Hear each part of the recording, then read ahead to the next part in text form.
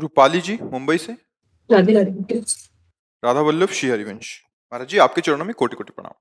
गुरुदेव, अगर कोई सांसारिक मनोकामना की प्राप्ति के लिए कड़ी मेहनत के साथ पूरे दिल से भजन भी करते हैं, परंतु अगर हमें वो वस्तु प्राप्त नहीं होती तो उसे अपना प्रारब्ध समझकर स्वीकार करें या फिर से उसे पाने का प्रयास करें? नहीं, प्रारब्ध तो बाधा पहुंचाता है, लेकिन पुरुषार्थ करना हम छोड़ दें ये तो ठीक बात नहीं है। चाहे कामना हो या निष्कामता हो, हमें पुरुषार्थ करने से कभी कायरता नहीं लानी चाहिए। पुरुषार्थ तो हम करें, एक बार, दो बार, तीन बार हमारा पूर्व कर्म हमको परास्त करने की चेष्टा करेगा, पर हमारे नवीन कर्म से पूर्व कर्म बलवान नहीं हो सकता, क्योंकि पूर्व कर्म केवल शुभ और अशुभ होंगे। और इस समय नवीन कर्म हम, अब जो आपने कहा कि हम भगवान का भजन करते हुए पुरुषार्थ करते हैं, भगवान का भजन करते हुए, हाँ ये जरूर है कि आप जो पुरुषार्थ कर रहे हैं वो पुरुषार्थ है या नहीं है, ये बात देखना पड़ेगा।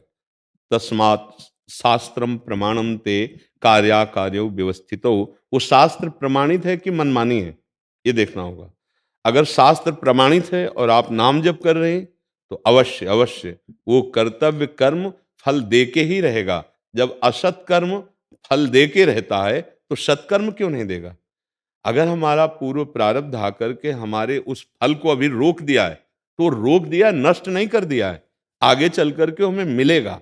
जैसे हमने पाप कर्म किए तो शुभ कर्म आकर उसके फल को तत्काल के लिए रोक दिया है, लेकिन ऐसा नहीं, जहां शुभ कर्म खत्म हुआ तहां अशुभ कर्म नष्ट कर देगा। जैसे देखा जाता है कि बहुत पाप कर्म कर रहे हैं लेकिन बाहरी सुखी दिखाई दे रहे हैं, तो अभी शुभ कर्म उनके पाप कर्म कर्म को रोक दिया, जो उनका फल है उसको अभी नहीं मिलेगा, क्योंकि शुभ कर्म बहुत प्रभावित कर रहा है, तो उसे सब सुख सामग्री अनुकूलता मिलती जा रही। लेकिन जहां एक खत्म हुआ शुभ कर्म और अभी वर्तमान का पाप और पूर्व का पाप, ये उसको नष्ट कर देगा। ऐसे ही हम पुरुषार्थ धर्मयुक्त भगवत स्मरण करते हुए कर रहे हैं, लेकिन वो बाधा पहुंचा सकता है।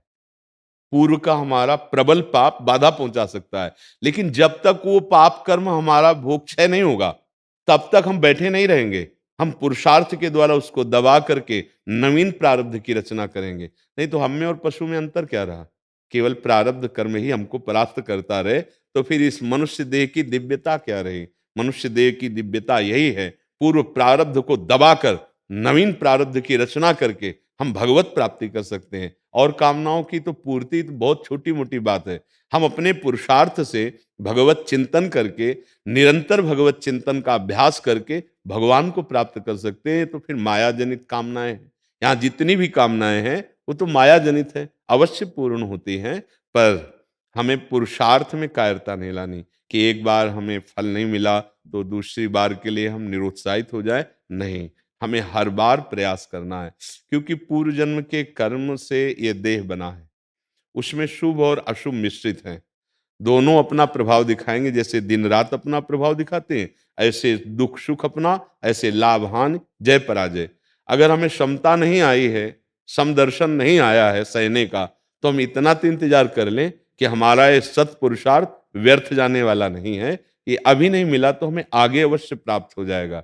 जैसे महाराज धर्म से चलने वाले युधिष्ठिर जी, अब ऐसा समय आया कि 12 वर्ष का वनवास, 1 वर्ष का अज्ञातवास, लेकिन उस समय भी उनको ब्रह्म ऋषियों का सानिध्य मिला और उस दुख को उन्होंने सहा।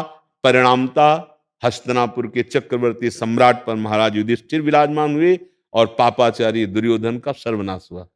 तो हम पुरुषार्थ करना ना छोड़ दें, परिस्थितियां ऐसी आ सकती हैं। देखो, आजकल जैसे बताया जाता है कि हम आपकी परिस्थिति को सुधार देंगे। मेरी जो शास्त्र स्वाध्याय, संत समागम और भगवत कृपा से बुद्धि कहती है कि आपका यदि पुण्य कर्म उस समय लागू हो गया तो बात उन करें या न करें वो लाभ प्राप्त हो जाएगा। यदि आपका पुण्य कर्म नहीं लागू हुआ तो वशिष्ठ भगवान से बढ़ करके कोई ऋषि, तपस्वी, महात्मा, सामर्थ्यशाली, ज्ञानी, अद्वितीय महात्मा है वशिष्ठ जी। खूब शोध कर पत्रिका, सियाजू और रामजू का ब्याह हुआ था। उधर परम ज्ञानी सदानंद जी, इधर भगवान वशिष्ठ जी लगता है। दशरथ जी का मरण, सिया राम जी का वनवास, सिया जी का हरण, भारी युद्ध, 14 वर्ष की विपत्ति पूरी अयोध्या को। बात समझ लो। कर्मों का भगवान लीला करके, भगवान के ऊपर कोई कर्म लागू नहीं हो सकता, लेकिन लीला करके दिखा रहे हैं। आजकल हम कह वादा करते हैं कि हम तुम्हें सुखी कर देंगे, तुम्हारे कर्मों का नाश कर देंगे, तो भगवान वशिष्ठ से बढ़कर कोई नहीं है। ये बात इसलिए हम रखते हैं कि आप लोग भूल में ना पड़ें। तुम्हारा कर्म, तुम्हारा पुरुषार्थ, तुम्हारा भजन ही, नहीं तो भगवान श्री कृष्ण अर्जुन जी के सामने खड़े हैं और कह रहे हैं आप अपने द्वारा उद्धार कीजिए, आप अपने द्वारा आप उद्धार की, मैं उपदेश करता हूं, चलो तुम फिर मुझे प्राप्त करोगे। सामने खड़े हैं। अब विचार करके जरा देखो, अब भगवान से मिलने की क्या देरी, भगवान खड़े हैं। लेकिन भगवान ऐसा नहीं कह रहे। भगवान कह रहे जब तक मेरे में मन नहीं लगाओगे, मेरे में बुद्धि नहीं लगाओगे, मेरी उपासना नहीं करोगे, मेरी आज्ञा का पालन नहीं करोगे, अपने कर्तव्य का पालन नहीं, तो मैं समीप हूं लेकिन मेरे को प्राप्त नहीं हो पाओगे, तभी मेरे को प्राप्त होगे। तो हमें लगता है कि भूल भुलावे में ना फंस के कि हमारे कोई कार्य बना सकता है, ये बिल्कुल भ्रम है। एकमात्र तुम्हारा सत्कर्म ही तुम्हारी रक्षा करेगा। देखो, समस्त ब्रह्म ऋषियों में सर्वश्रेष्ठ परमहंस श्री सुखदेव जी, परीक्षित जी को तक्षक सर्प काटने का श्रृंगी ऋषि ने शाप दिया, मिटा देते। अवधूत शिरोमणि हैं, परमहंस हैं, इतने महान पुरुष है, नई सृष्टि रचना कर सकते हैं, पर भगवान के विधान को नहीं मिटा रहा। 7 दिन भागवत सुनाकर उद्धार किया, और बड़े बड़े वहां ब्रह्म ऋषि बैठे हुए थे। आजकल हम ऐसा मन में सोचने लगते हैं कि हम हार रहे हैं, तो चले, कोई हमें जंतुर बांध दे, कोई हवन कर दे, कोई कलावा बांध दे, कोई आशीर्वाद दे दे, हम इसकी अवहेलना नहीं करते, बढ़िया है। लेकिन आप विश्वास आंतरिक तस्मात् शास्त्रम प्रमाणम से, कि आपको अपने कर्म का ही फल मिलेगा। जैसे आप यहां आए हैं चलकर, तो आपका एक सत्कर्म हुआ, हो सकता है आपकी कामना पूरी हो जाए। आपको लगेगा बाबा जी के पास जाने से कामना पूरी हुई, आपके भाव और आपका सत्कर्म बना है, खुली बात है।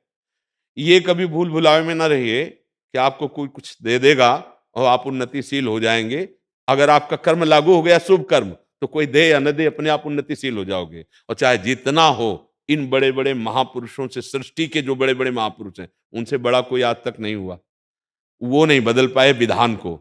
इसलिए भजन, कर्तव्य कर्म का पालन, और जय हो या पराजय, सुख हो या दुख, लाभ हो या हानि, हम कायरता रूपी दोष ना आने दे, पुरुषार्थ करते रहें। हाँ, जैसे हम संत समागम के लिए जा रहे हैं, तो अपने मन को पावन करके अध्यात्म समझने के लिए जा रहे हैं, यही आशीर्वाद है। तुम्हारा मन मलिन वासनाओं से हटकर सतमार्ग में लग जाए, तुम्हारी गंदी आदतें छूट जाए, तुम सच्चे मनुष्यता या दैवी संपदावान बनो। इसलिए ये भुलावे में मत फंसिए, समय को नष्ट मत कीजिए। तुम गलत आचरण करके किसी का आशीर्वाद प्राप्त करके सुखी हो जाओ, लिख लो कागज में। भगवान भी सुखी नहीं कर रहे हैं, यहीं बैठे हैं। सबके हृदय अछत अभिकारी, भगवान यहीं बैठे हैं, सबके हृदय में बैठे हैं, लेकिन शांत और मौन बैठे हैं। कब तक? जब तक आप भजन करके सत आचरण नहीं करोगे। बुरे आचरण करोगे, देख रहे हैं, आपको दंड मिलेगा। जब भगवान के बैठने से सकल जीव जग दीन दुखारी, सबके हृदय अछत अभिकारी, पर सकल जीव जग दीन दुखारी, तो और कौन बचा? इसलिए अपना कर्म, अपना आचरण अगर आप ठीक कर लिए और आपका नाम जब चल रहा है, आप शास्त्र सम्मत अनुष्ठान कर रहे हैं, तो हार नहीं हो सकती। एक बार सही, 2 बार सही, लेकिन हम विजय को प्राप्त होंगे, परास्त होना नहीं चाहिए। पक्का। जो हार गया, निराशा धारण कर ली, फिर मानव जीवन की सफलता वो नहीं प्राप्त कर सकता। हारना नहीं है। एक साधक कई बार पतित हो चुके थे। अब उनके मन में आया कि जंगल में चलकर हम अपने शरीर को नष्ट कर देते हैं, क्योंकि हम सफलता नहीं प्राप्त कर पाए। तो ऐसे बैठे थे, पेड़ की तरफ देख रहे थे, एक चींटा चढ़ रहा था। वो फिर गिरा, फिर चढ़ रहा था, फिर गिरा, 100 बार कम से कम गिरा, फिर आखिरी में देखा चढ़ गया, तो उन्होंने मरने की आशा छोड़ दी कि अभी तुम 100 बार नहीं गिरे हैं, अभी ये 100 बार गिरने के बाद भी चढ़ गया, इसका मतलब मैं निकल सकता हूं और बहुत अच्छे महात्मा हुए।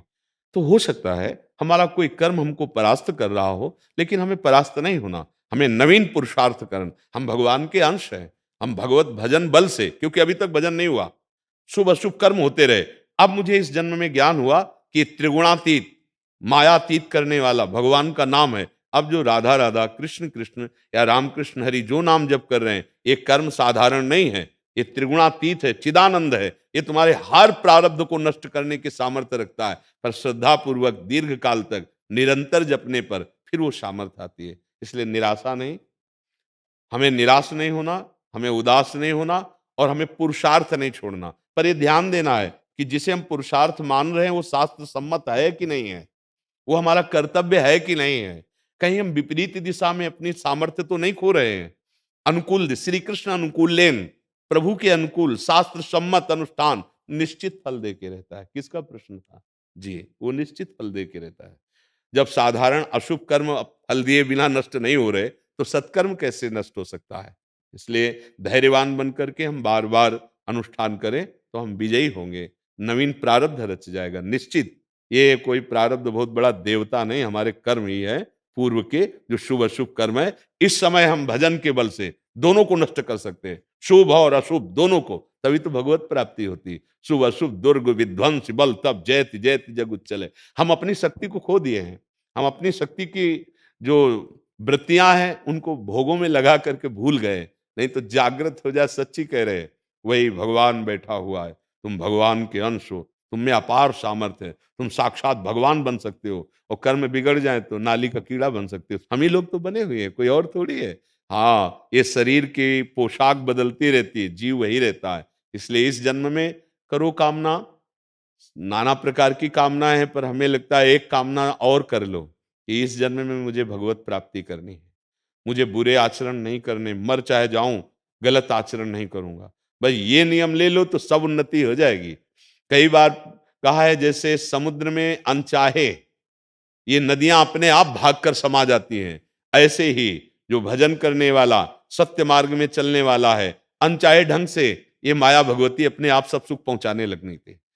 जैसे जो बड़े बड़े भगवत चिंतन परायण जन हैं, जिनकी आसक्ति नहीं है माया में, सब सुख सुविधाएं उनके चरणों में लुटती रहती है। धर्मशील सत्कर्म करने वाला कभी अभाव को प्राप्त नहीं होता, और पाप आचरण करने वाला, नीच स्वभाव वाला कुछ भी कर ले, कभी उसे शांति नहीं मिलेगी, कभी तृप्ति नहीं मिलेगी, कभी वास्तविक सुख की तरफ वो कदम नहीं रख सकता। इसलिए हमें निराश नहीं होना, हमें उत्साह संपन्न होकर नए नवीन नवीन कर्मों का अनुष्ठान भगवत प्रसन्नता के लिए, तो हमारा मंगल हो जाएगा। यही भगवत प्राप्ति का कर्म हेतु हो जाएगा, जो हम भगवत अर्पित करके करें, और निश्चित फल मिलेगा, परमानंद में फल मिलेगा। मानव जीवन व्यर्थ नहीं जाना चाहिए जी। प्रियंका जी यूएसए से। राधा वल्लभ श्री हरिवंश। पूज्य महाराज जी, आपके चरणों में कोटि कोटि प्रणाम। महाराज जी, मेरे एक गुरु हैं जो देह रूप में अभी भी नहीं है। उनकी उपासना पुस्तिका में एक जगह गुरु बोध के श्रवण मनन निधि ध्यासन द्वारा बुद्धि परिपक्व होती है और स्वरूप साक्षात्कार का अनुभव होता है, ऐसा लिखा है। तो इसमें से निधि ध्यासन साध्य होने के लिए क्या विशेष उपाय करने चाहिए? देखो, जब आत्मस्वरूप के बोध की बात आती है तो सब ध्यान छोड़ना ही आत्मस्वरूप का ध्यान करना है। बहुत ही कठिन मार्ग है। इसलिए भगवत चरणारविंद का आश्रय लो, नाम जप करो, श्रवण करो भगवान की लीलाएं, भगवान नाम कीर्तन श्रवण करो, भगवान नाम जप करते हुए इसे श्रवणेंद्रिय से सुनो, और भगवान के चरणों का आश्रय ले लो, सब ठीक हो जाएगा। वो बोध भी करा देंगे सब। और ऐसे तो ऐसे देखो, श्रवण मनन, श्रवण क्या करना है? जब हम ये श्रवण करते हैं कि हम स्थूल शरीर नहीं हैं, हम सूक्ष्म शरीर नहीं हैं, हम कारण शरीर नहीं हैं, मैं आत्मस्वरूप हूं, अब इनका त्याग करो। इनकी विलासिता, इसका चिंतन, इसका संकल्प विकल्प, तो कहा गया है ज्ञान के पंथ कृपाण की धारा, और परत खगेश लगे नहीं बारा। ये ज्ञान का मार्ग मानो तेज धार युक्त तलवार पर चलना है, गिरते देर नहीं लगेगी। और भगवान का आश्रय लेकर चलने में करूं सदा तिनके रखवारी, जिम बालक राखे महतारी। हम नाम जप कर रहे हैं, ये चिदानंद है। हम लीला गायन कर रहे हैं, लीला श्रवण कर रहे हैं, ये चिदानंद है। बस नाम, बार बार नाम, तो आप देखो अपने आप ज्ञान प्रकाशित हो जाएगा, अपने आप वैराग्य, अपने आप प्रेममयी भक्ति जागृत हो जाएगी।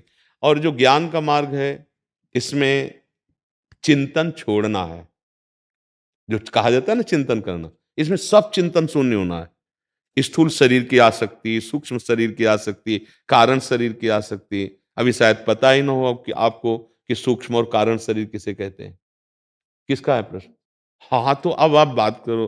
देखो हमें आता नहीं ककहरा और हम डिग्री के ग्रंथों का अर्थ समझना चाहें तो शायद हमें गलती होगी। ये बहुत ऊँची ज्ञान की जो मार्ग की वृत्ति बहुत ऊँची, वही भक्ति से सहज में प्राप्त हो जाती है। आपको जो नाम प्रिय हो, जो गुरुदेव ने दिया, कोई न कोई नाम दिया होगा ना, मंत्र दिया, बोलने की ज़रूरत नहीं। आप उसका स्मरण कीजिए, बार-बार उसका स्मरण कीजिए, बार-बार चिंतन कीजिए।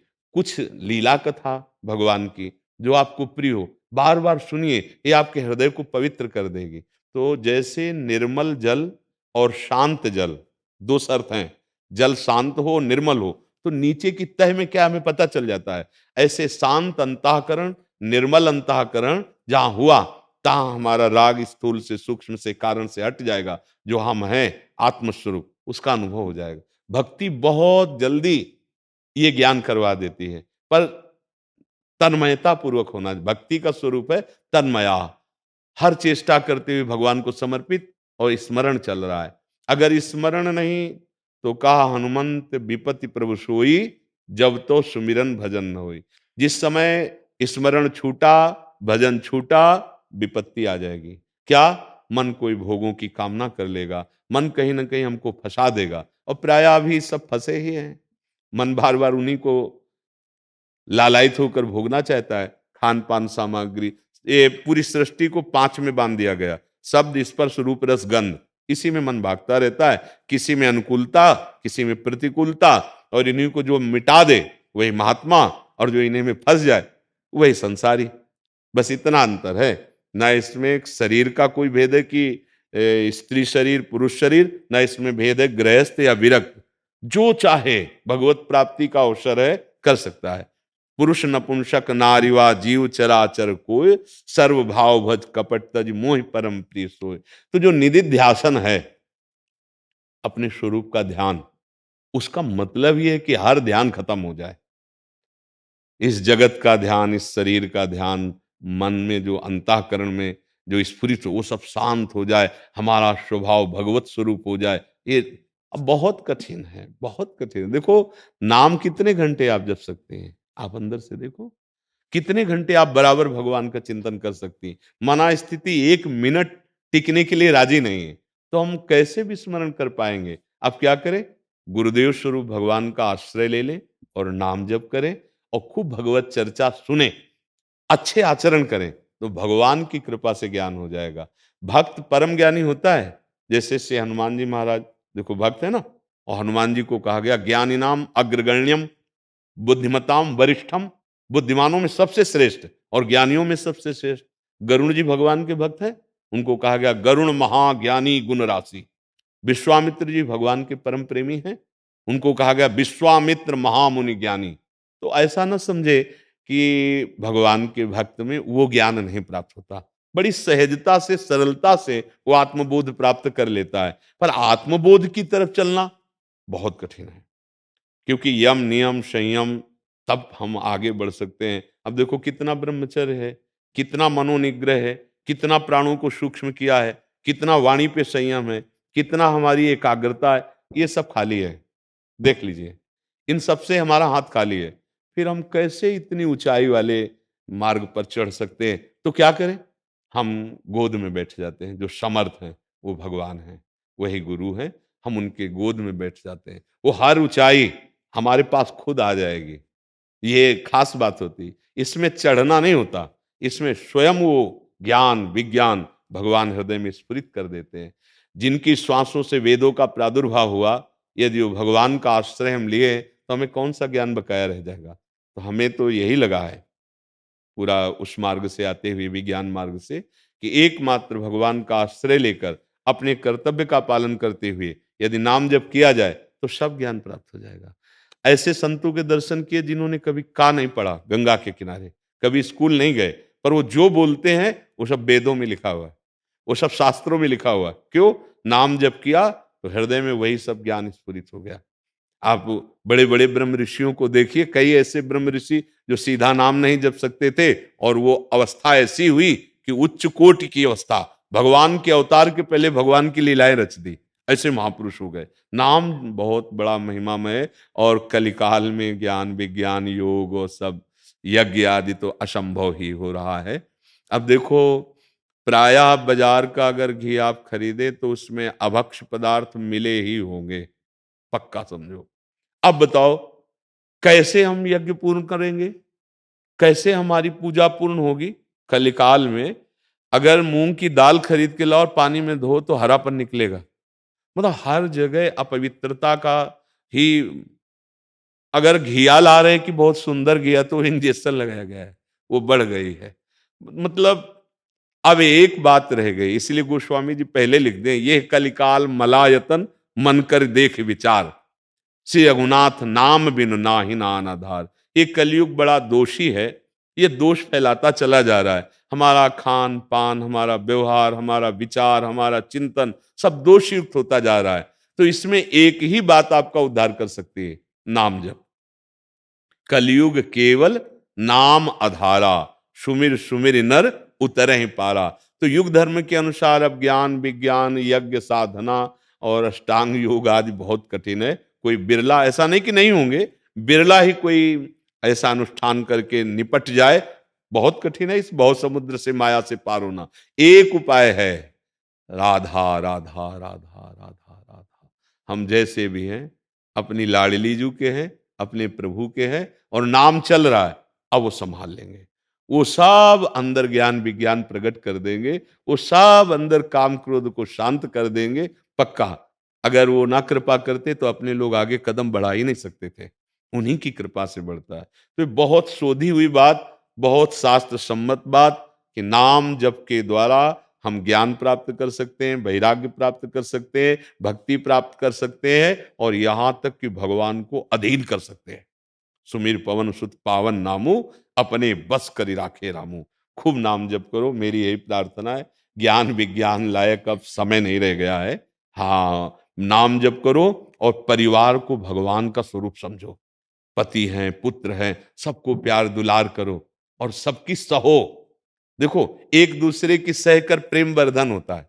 कभी त्रुटि पत्नी से हो जाए, कोई व्यवहार में अनुकूलता प्रतिकूलता आती रहती है, पति को सहना चाहिए। कभी पति से हो जाए, पत्नी को सहना चाहिए। इस तरह के प्रेम व्यवहार में हमारा जीवन धर्ममय और भक्ति में व्यतीत हुआ।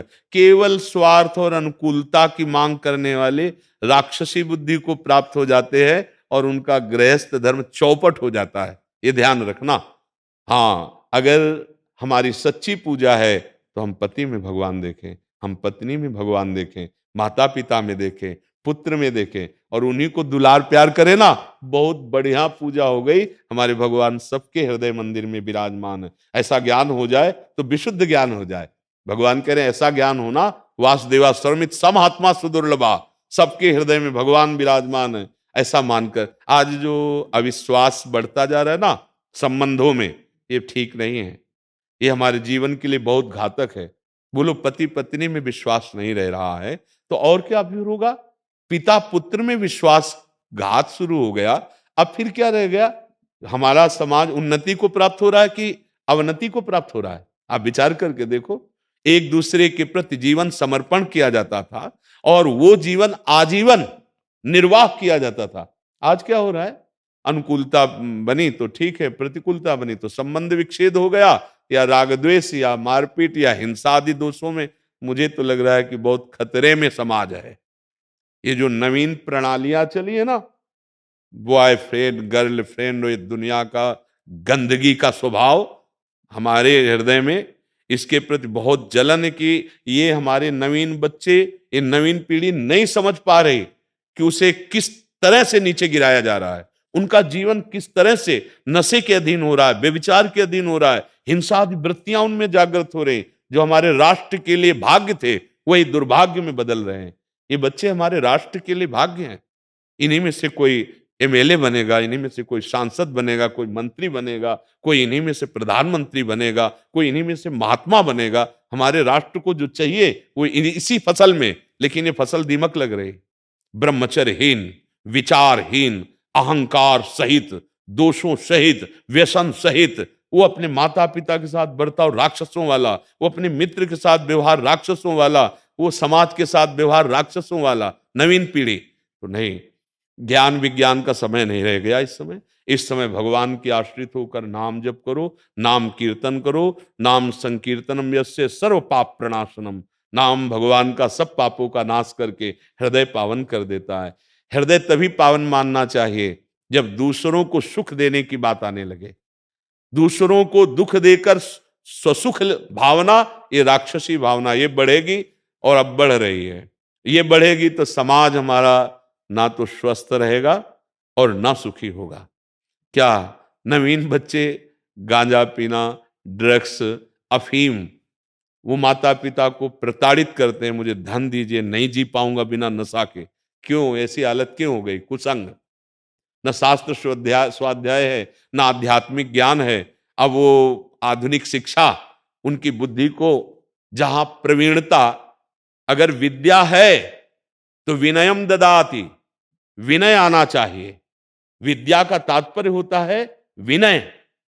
अभद्रता विद्या होती है क्या? पढ़ लिख के अभद्र हो रहे हैं, माता पिता का सम्मान नहीं कर रहे, कैसे समाज और राष्ट्र सेवा करोगे जब घर में ही तुम कलह और अशांति पैदा कर रहे हो? तो नाम जप, नाम कीर्तन, ये बहुत जल्दी बुद्धि को शुद्ध करता है। कोई भी इस औषधि को खा के देख ले। जासु नाम भव भेषज हरन घोर त्रैशूल। जिन भगवान का नाम दैहिक दैविक भौतिक तीनों तापों को मिटाकर इस भवरोग को मिटा देता है, अगर कोई भी नाम जप ले परम मंगल हो जाएगा। सार बात कह रहे हैं, सब शास्त्रों का जहां तक अवगाहन हुआ, सब संतों से जहां तक मिले, सबकी सार बात है, नाम पकड़ लो। कुछ बिगड़ रहा है, बिगड़ने दो, तुम चिंता मत करो, नाम पकड़ लो, वो तुम्हें आगे बढ़ा देगा। जैसे हमें पीछे छोड़ना नहीं आता, तो हम अगला कदम रखने पर नजर कर लें और उसे जमा लें, तो पीछे वाला सहज में छूट जाएगा। ऐसे हमारी बुराइयां मानो नहीं छूट रही, तो अगला कदम हम रखें, राधा राधा राधा राधा, और आप इसे जप कर देख लीजिए, पीछे वाला सहज में उठा करके आपका कदम आगे परमार्थ में रख जाएगा। इसलिए हृदय को परम पावन करने के लिए, भगवत प्राप्ति करने के लिए, मोक्ष प्राप्ति के लिए, प्रेम के लिए या कामनाओं की पूर्ति के लिए नाम गरज रहा है। जो नाम आपको प्रिय हो वो खूब नाम जप करो, नाम ही परम मंगल करेगा। विकास मनीष जी मिर्जापुर से। श्री हरिवंश। राधा वल्लभ श्री हरिवंश। महाराज जी आपके चरणों में कोटि कोटि प्रणाम। महाराज जी आपकी कृपा से दूसरी बार आपके सन्मुख आशीर्वाद लेने की कृपा प्राप्त हुई है। महाराज जी जेल विभाग में पूर्ण ईमानदारी व कर्तव्यों का निष्ठापूर्वक पालन करने के प्रयास में आपकी कृपा रूपी बल को महसूस कर पा रहा हूं, परंतु प्रभु इससे संतुष्टि नहीं हो पा रही। श्री जी के करुणा और दयालुता को सोचकर रोना आ जाता है। अब मेरे जीवन का एक ही लक्ष्य है कि कैसे श्री जी के लिए व्याकुलता बढ़े और इस जीवन को व्यर्थ नहीं जाने देना चाहता। महाराज जी देखो, जब आप रोना कह रहे हो तो मतलब व्याकुलता बढ़ रही है ना। तो जिस साधन से आपकी व्याकुलता बढ़ रही है, वही साधन आपको वो मिला देगा। साधन छोड़ने की जरूरत नहीं। जैसे अब व्याकुलता बढ़ रही, तो आपको लगता है और कोई ऐसा साधन मिले कि एकदम सब छोड़ छाड़ के एकांत बैठ करके मैं श्री जी के, फिर शायद धोखा हो जाए। कर्तव्य कर्म का त्याग करने के बाद हो सकता है मन संसार में जाने लगे। अभी क्या है, घोर आसुरी प्रवृत्ति का बोलबाला है। जेल किनको मिलती है? प्रायः असुर भाव, आसुरी वृत्तियों वाले को, लड़ाई झगड़ा मार पीट चोरी ऐसा वैसा, तो ज्यादातर तो वहां असुर स्वभाव की वृत्ति बढ़ती है। भाई अपने असुर स्वभाव कहते हैं दूसरों से सुख लेने की भावना, इसी में सब पाप हो जाते हैं। दूसरों से सुख लेने की भावना, उसका चाहे नाश हो जाए चाहे जो कुछ हो जाए, मुझे सुखी होना है, इसी में व्यभिचार होता है, इसी में हिंसा होती है, इसी में चोरी होते, जितने भी पापा जो, हमें लगता है जेल में प्रायः ऐसे ही। अब उनके बीच में रहकर आपके आंसू निकल रहे हैं, आपका भाव बढ़ रहा है कि मेरा जीवन श्री जी को प्राप्त हो। इसका मतलब वो व्यर्थ तो नहीं जा रहा ना, बढ़ा रहा है ना भाव। अगर वहीं लगे रहोगे अपने कर्तव्य में, तो हम सही कह रहे हैं, वहीं जेल में भगवान जेल में जन्म लिए, ले कंस के कारागार में ले, तो तुम्हारे लिए जेल में नहीं आ जाएगा क्या? आप विचार करो।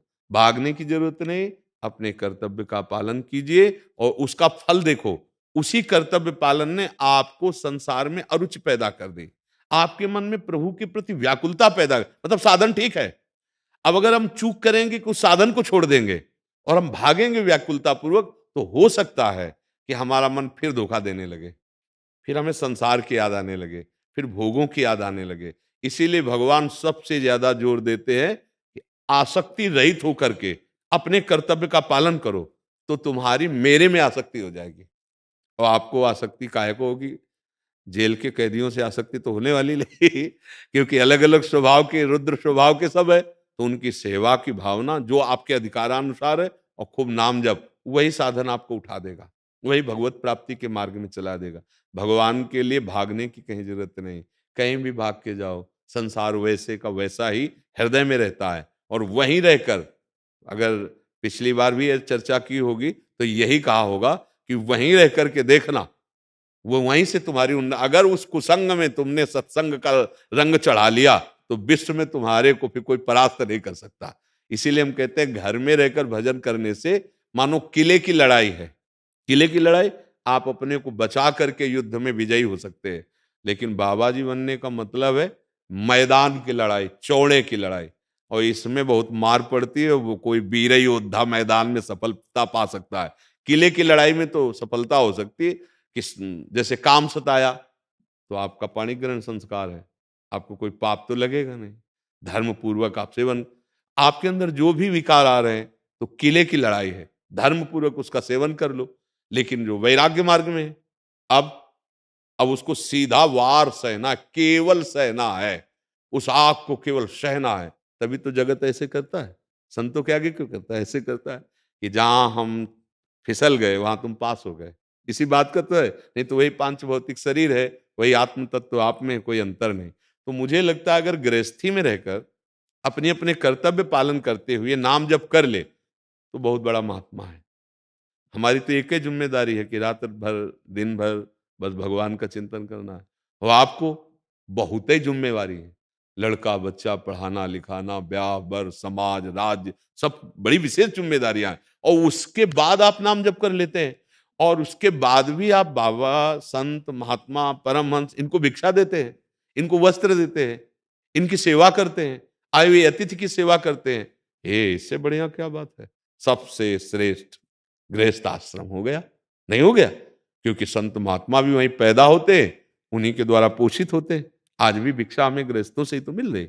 हम भले कह रहे हैं भगवान दे रहे हैं भाव से, लेकिन निमित्त तो बना ही रहे ना गृहस्थ को, कोई ना कोई गृहस्थ आकर भिक्षा देता है। तो बस ये आप गृहस्थ में हैं, और आपको जो ड्यूटी मिली, वही व्याकुलता ये बढ़ती चली जाएगी, क्योंकि अरुचि बढ़ रही है, तो ये व्याकुलता बढ़ रही, मतलब साधन ठीक चल रहा है। अब अगर इसे छोड़कर भागने की सोचा जाए, तो मुझे लगता है फिर धोखा हो सकता है। कर्तव्य छोड़ने के लिए, आपका कर्तव्य तो अभी काटने वाला नहीं ना, अर्जुन जी का काटने वाला है, गला काटने वाला है। भगवान कह रहे मार इनको, अपने कर्तव्य का पालन। वो यही कुछ कह रहे हैं कि हम थोड़ा संन्यास लेकर अब भिक्षाटन ये नहीं कर पाएंगे, घोर कर्म है। भगवान कह रहे नहीं, उत्तिष्ठ परंतप, युद्ध कर, मार इनको।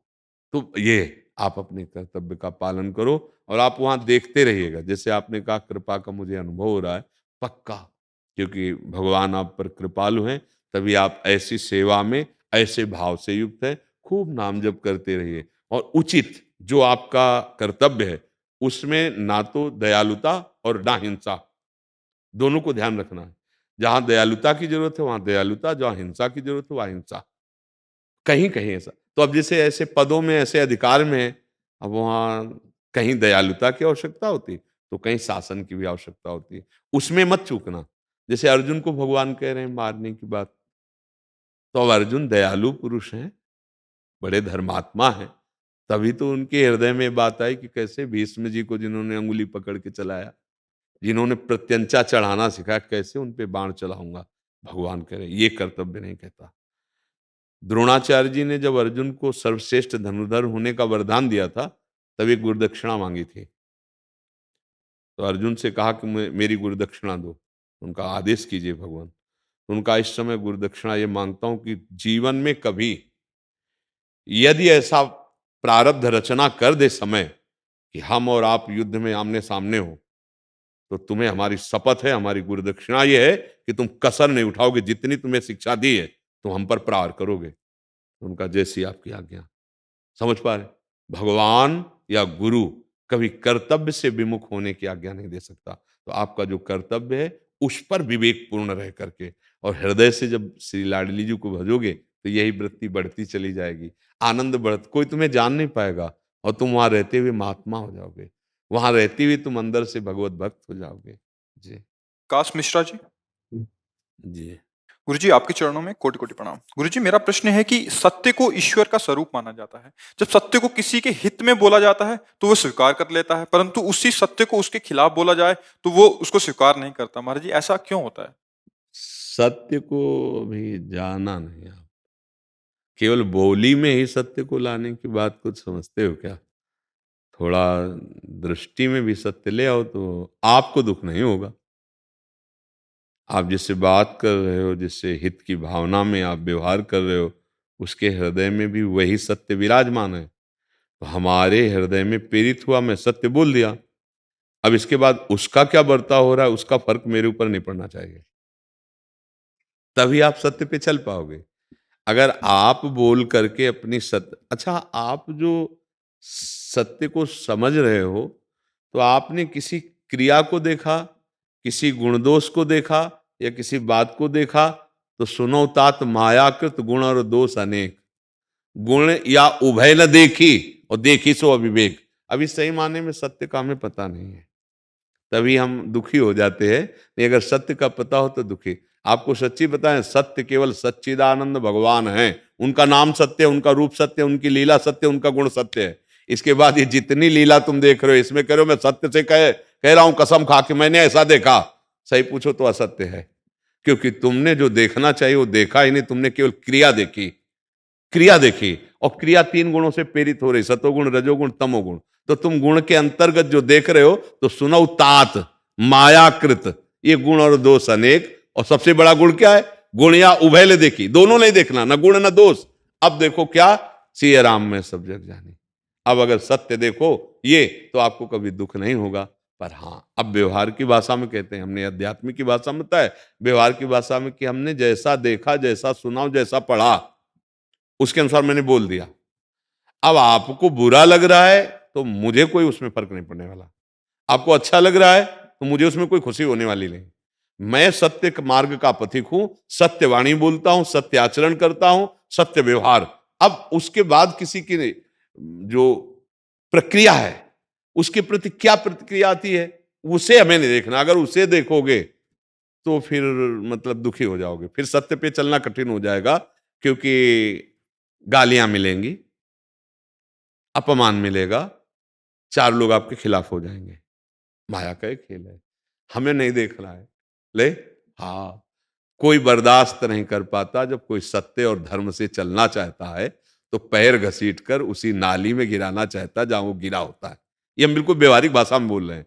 इसलिए अपने को दुखी नहीं करना है, अपने को अपने भगवान का साथ पाकर ही चलना है। अगर आप यहाँ किसी को मित्र बनाना चाहें कि धर्म से चलने के लिए हम इनको दोस्त बनाए हैं, तो बड़ा मुश्किल पड़ जाएगा कि कोई आपका दोस्त बने। नहीं तो वो चलेगा आपके साथ दोस्त बन के, लेकिन आपकी टांग खींचेगा वहीं असत में गिराने की। सच्चे दोस्त तो भगवान ही हैं, जो केवल भगवान ही हमारा साथ देंगे। यहाँ तो छल कपट का राज्य है, भला कोई सतमार्ग का हमें सहयोग दे, ऐसा असंभव है। मुझे जैसा लगता है कि फिर आपको दुखी होना पड़ेगा। आप अपने सत पर चलिए, किसी सत से किसी का अमंगल नहीं होना चाहिए, ये जरूर ध्यान रखना है। अगर हमारी सत गवाही से किसी को भारी विपत्ति, भारी दुख पड़ने वाला है, तो हमें थोड़ा विचार करना होगा। जिस सत से किसी को दुख पहुंचे, वो हमें बहुत सावधानी के साथ, जैसे धर्मयुक्त बात करें, जब कलयुग प्रहार कर रहा था लात और डंडों से बैल के ऊपर, उसके 3 पैर तोड़ दिए थे। तब परीक्षित जी ने पूछा, हे वृषभ, केवल आप बता दीजिए कि आपके 3 पैर किसने तोड़े हैं, आप केवल आज्ञा कर दीजिए, अभी मैं उसका कोई भी हो, देवता भी हो, तो दंड देने की सामर्थ्य रखता हूं। तो उनका मुझे ये पता नहीं है कि कौन दंड दे रहा है, कर्म दंड दे रहा है या काल दंड दे रहा है। तो उनका समझ गए, समझ गए, आप साक्षात धर्म हो, क्योंकि धर्म किसी को दोषी नहीं ठहराता है। ये सूक्ष्म विषय, आप खुद समझ लो कौन दंड दे रहा है। तो सीधे कलयुग से बातचीत की, समझ गए कि धर्म कभी ऐसा। हाँ, तो हमें लगता है कि हम कहीं सत्य की ऐसी कड़वाहट न फेंक दें जिससे किसी का हृदय टूट जाए या किसी का जीवन संकट में पड़ जाए। अपने को मृदु कर, हित कर और सत्य, सत्य हो पर मृदु, सत्य हो पर हित कर। जैसे कहा जाता सत्य तो कड़वा ही होता है, ऐसा नहीं होता, ऐसा नहीं होता। सत्यवद, मृदुवद, हितकर, उसका कल्याण हो, उसका हित हो और मीठे वचन हो। परुख वचन ये ठीक नहीं, कड़ुए वचन ये ठीक नहीं, निंदा वचन ये ठीक है। कहीं हम सत्य की आड़ में निंदा तो नहीं कर रहे किसी की। बहुत सत्य के विषय को समझना थोड़ा बड़ी सावधानी का विषय है। हाँ, वचन बहुत विचार करके बोले और ये विचार हो कि जिसके प्रति बोल रहे हैं मृदु, हितकर, उसका कल्याण निश्चित होगा इससे। ऐसा जैसे अपने लोग कहते हम तो सत्य बोलेंगे, तुम्हारा बुरा लगे या बुरा हो तो तुम जानो, नहीं, ऐसा शास्त्र आज्ञा नहीं कर रहा। सत्य बोलना है, मृदु बोलना है और हितकर बोलना है। हितकर बोलना है, उसका मंगल होना चाहिए, उसका हित होना चाहिए। अब हित कैसे होगा, अब इसमें भी बड़ी सूक्ष्मता है। अब वो भारी अधर्माचरण करने वाला है, अगर हमारे साक्षी से बंदी बना लिया जाता है तो बहुतों को सुख मिलेगा। धर्माचरण करने वाला बहुतों को दुख देता, इसलिए बहुत विस्तार धर्म का है। इसलिए बड़े बड़े महापुरुष धर्म निर्णय पर केवल मौन हो जाते हैं कि बड़ा धर्म का सूक्ष्म स्वरूप है। कोई बिरला ज्ञानी महात्मा ही धर्म का, जैसे भीष्म जी से पूछ रही थी द्रौपदी जी, तो उनका बेटा धर्म का स्वरूप युधिष्ठिर पूर्णतया जानता है, बस इतने बोले थे। धर्म का बड़ा सूक्ष्म स्वरूप है, वो युधिष्ठिर जानता है। तो इसलिए हमें किसी को दुख देने वाला वचन नहीं बोलना, किसी का अहित होने वाला वचन नहीं बोलना, और सब में भगवत भावना करनी है, मृदु वचन बोलना है, और कोई हमारा साथ दे ऐसा हमें सोचना नहीं। हमारे साथी श्री भगवान है। समझ पा रहे हैं आप? राधा राधा राधा राधा राधा राधा राधा राधा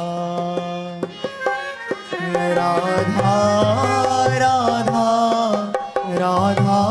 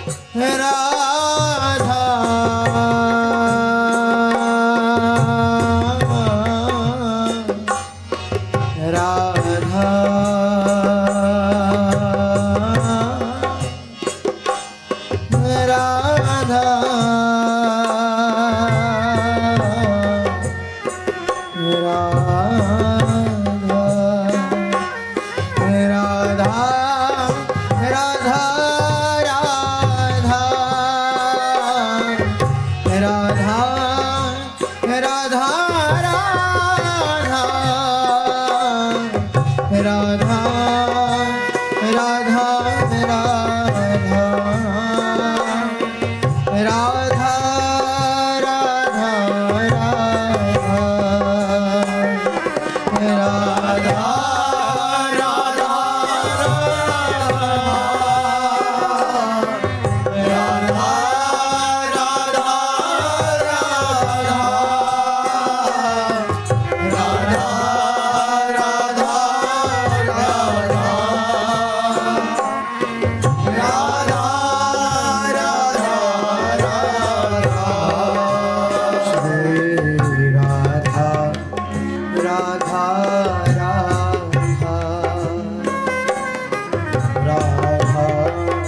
राधा राधा